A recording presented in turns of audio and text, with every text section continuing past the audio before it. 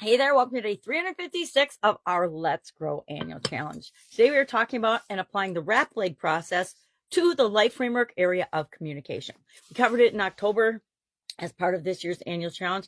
So the first step of the RAPLIG process is to go back and review October, review the topics, the things that we talked about, and the information that you garnered and the notes that you put in your handy dandy journal for this year's annual challenge. I don't know about you. I recommend it day one of every challenge now, at least for the last couple of years. You got to have a place to document what you're doing in the challenge, because although we just do a small thing every day, we're doing 365 different things this year, all to create and help you grow. This year is all about growth and become the best possible version of yourself, or start on the pathway of becoming the best possible version of ourselves. I feel like we're never really done. We're always a work in progress. We can always improve and grow and get better and become a better version of ourselves. But we have to decide we're going to do that and start doing something to make that happen in our life, right? Just like any other goal or objective or thing that we want to achieve. So today in communication, we're going to go back. We're going to review October. Then we're going to audit everything. We're going to audit everything with respect to communication and think about, and by audit, on a personal level, this isn't a huge endeavor, but think about your communication. What's working, what's not working, what you want to improve, what is something that you'll carry with you into next year, something that you learned this year in October as part of the challenge. If we just take the SOAP framework with us from this year's challenge, if that's the only thing you take and garner of this entire year of growing, and you use that going forward in your life, that one thing alone can be an absolute life changer for you, a game changer for you. It has been for me. So we're going to audit. We're going to look at our progress. P in the RAPLIG process stands for progress. How are we doing? Where are we? Now, it's only been a couple of months, right? For communication area and aspect of our life. Other areas we've been working on for months. Communication, just a couple of months. Now, if you're like me, you're working on it all the time, but specifically communication as part of this year's challenge, it was just October. So a lot of that might even still be fresh in your mind, or chances are you still are doing the things that you committed to yourself to doing. So we're going to monitor and check out our progress. And we're going to say, what are my lessons learned? Maybe you set a goal or an objective that sounded awesome at the time, but you realize after asking yourself, maybe the 7 whys exercise, that it is not the thing you want to start with. So you want to revamp and go back and do something different instead. That happens to me on a regular basis, because new things come up as part of the work and part of the doing something every day, as part of my gratitude journal, as part of my reflecting on what's working, what's not working.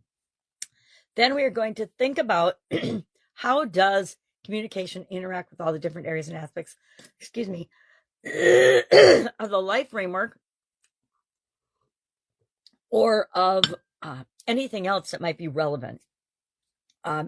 Relations, we've covered this. We just covered it a couple months ago, so you can go back and review your notes on that. What did you think the most important interactions were and ahas were from that? And then finally, what is your goal for communication growth next year? Set one goal, 1 to 3 max. Okay, I say this every time. This is our 9th area of the life framework that we're talking about today. So if you've set 3 goals in each area, you're gonna have 27 goals that you're working on next year.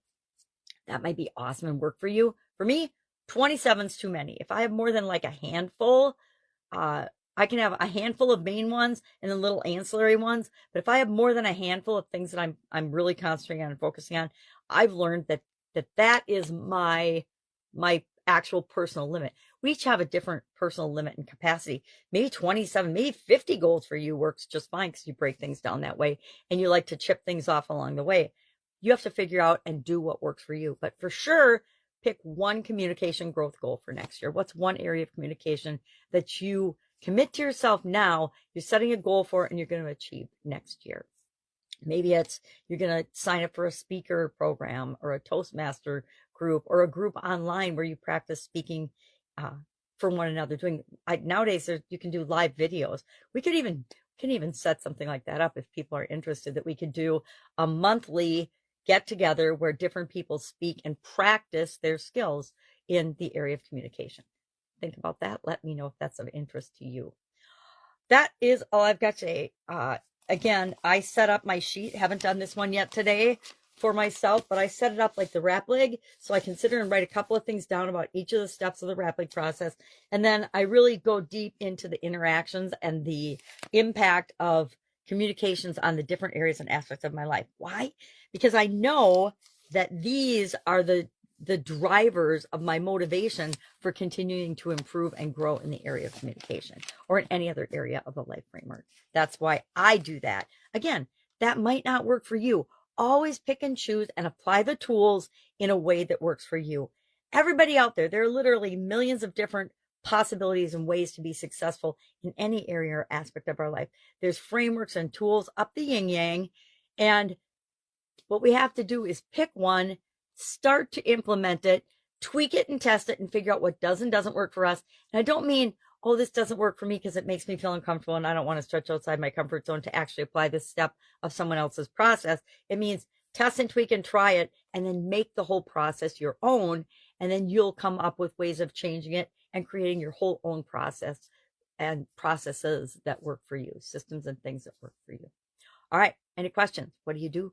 Of course, you ask me, and I will help in any way I possibly can. Go out, make it an amazing day. Christmas is right around the corner, so everybody's getting ready for holiday prep. Me, way behind, but I'll catch up. If I can help you, ask. Otherwise, I'll be with you tomorrow.